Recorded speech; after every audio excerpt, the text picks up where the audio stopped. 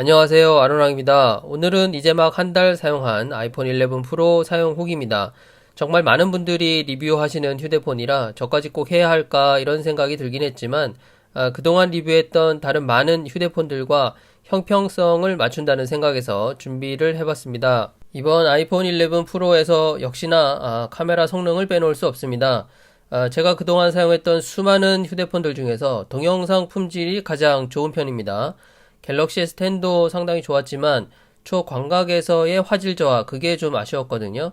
아이폰 11 프로의 초광각 4K는 그나마 조금 나은 수준입니다. 메인 카메라의 동영상 품질은 휴대폰 중에서 가장 높은 품질을 보여준다고 해도 과언이 아니고 브이로그 촬영이나 저처럼 간단한 영상 촬영하시는 분들께는 전혀 문제가 없기 때문에 그리고 사진 부분에서도 특히 야간 모드가 많이 개선된 점이나 디퓨전 기능을 통해서 디테일을 더 살려내는 사진은 확실히 아이폰 11 프로의 강점이 아닌가 싶습니다. 다음으로는 좀 더 향상된 성능.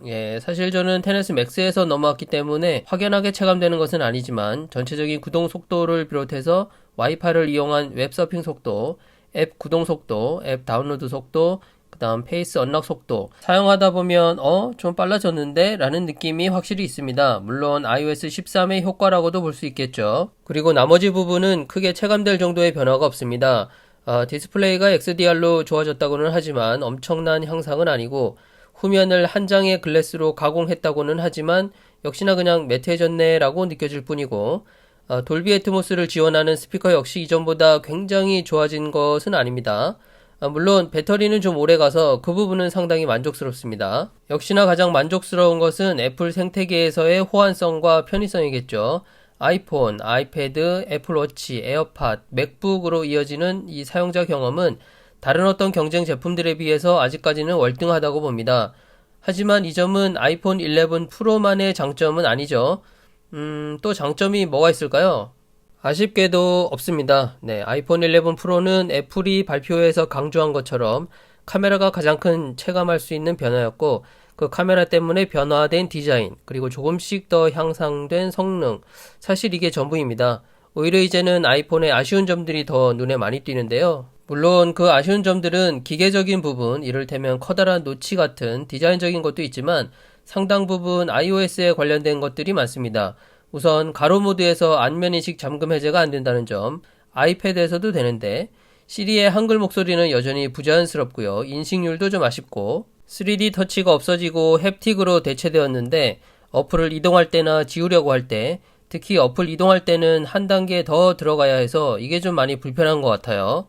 사진에 마크업 하는 것도 사진 편집에 들어가서 오른쪽 상단 점 3개를 터치하면 그때 나옵니다.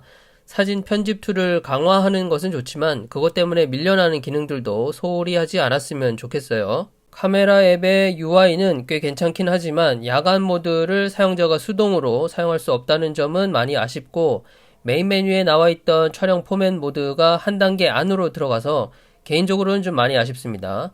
이 메인 메뉴 자체를 사용자가 설정하도록 하면 참 좋겠지만 애플이 그걸 해줄 일은 만무하죠. 디퓨전 기능 역시 좋다는 건 알겠습니다. 근데 이 기능을 사용하려면 프레임 영역 밖까지 사진, 비디오 캡처를 비활성화해야 디퓨전이 작동하는데 그러면 이번에 나온 프레임 영역 밖까지 캡처하는 이 기능은 또 못 쓰게 되니까 여전히 아쉬울 수밖에 없죠. 배터리 옵션 부분도 아쉽습니다. 배터리 성능 상태에서 이번에 새로 생긴 최적화된 배터리 충전을 비활성화해야 배터리 충전도 빨리 되고 배터리도 오래가는 아이러니한 상황이 발생합니다. 그럼 이 기능은 도대체 어디에 써먹어야 합니까? 그리고 중국에서조차 너무 흔하게 사용하고 있는 애플월렛을 이용한 지하철 카드 기능. 사실 이거는 한국의 특수한 환경 문제니까 애플의 잘못은 아니죠.